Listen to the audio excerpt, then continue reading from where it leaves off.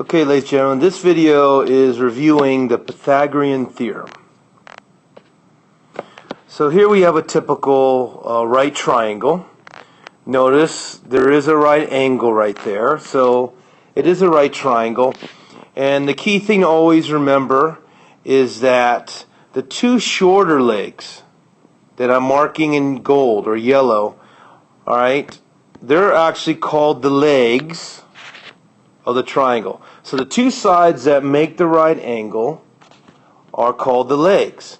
The longest side, marked in green, is called the hypotenuse. Hypotenuse. So how do we solve or find the missing hypotenuse? Well, everyone knows a squared plus b squared equals c squared, I hope. And just remember the hypotenuse is always the c side. The hypotenuse is always the c. So notice I'll have 11 squared plus 14 squared equal to c squared. And now it's just a matter of doing the math.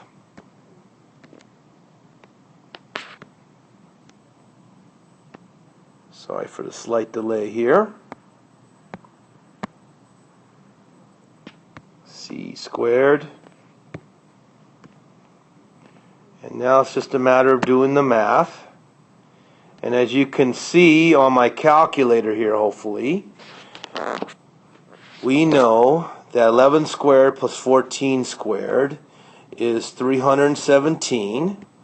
And if that equals c squared, what we're going to do is square root c squared, and that leaves us c equal to 17.8 if I round it off. And so therefore I now know that the missing hypotenuse is 17.8. So pause the video if you need to. The key thing is, do you remember a squared plus b squared equals c squared?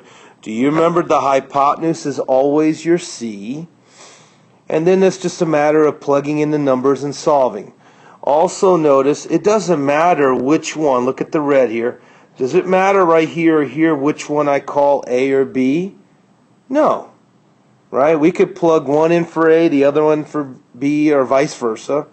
The key thing, though, is that C. That C squared number must correspond with the hypotenuse.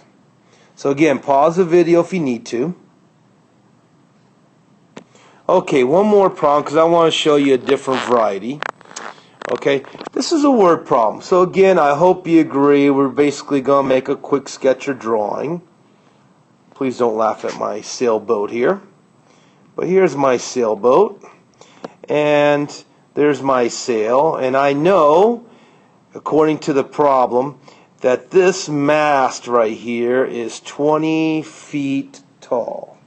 20 feet tall.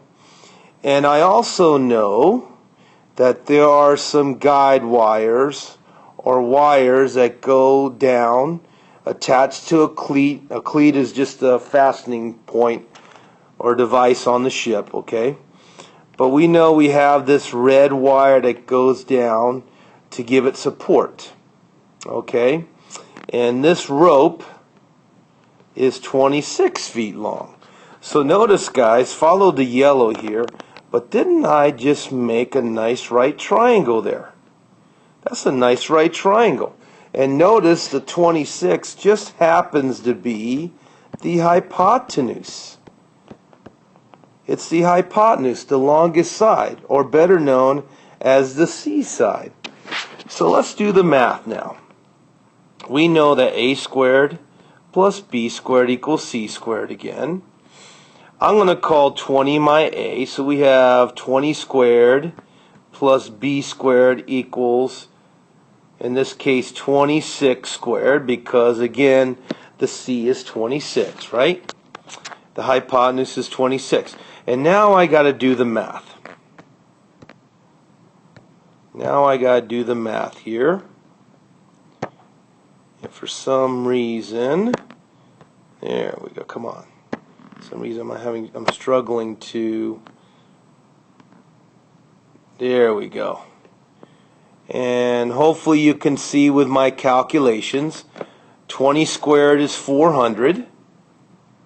So let me write that down. So I have 400 plus my b squared. Now b squared is going to be that unknown distance from the base of the mast to the wire we're looking to figure out. How far basically the cleat is from the base of the mast, okay? And that of course equals 676. And if you look at my calculations right there, I'm going to minus 676 minus 400. So b squared equals 276, right? Okay, hopefully I can do a better job this time. Here we go. And so now notice that the square root of 276, let me erase my C in yellow there so you can see better. But look at the purple right here. I know, therefore, once I do the square root of both sides, B ends up equaling 16.6. Okay, 16.6 feet to be more exact.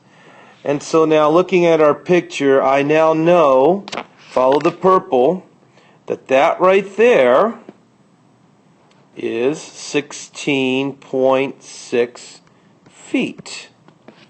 Alright, from the cleat, which is right there, all the way to the base of the mast right there.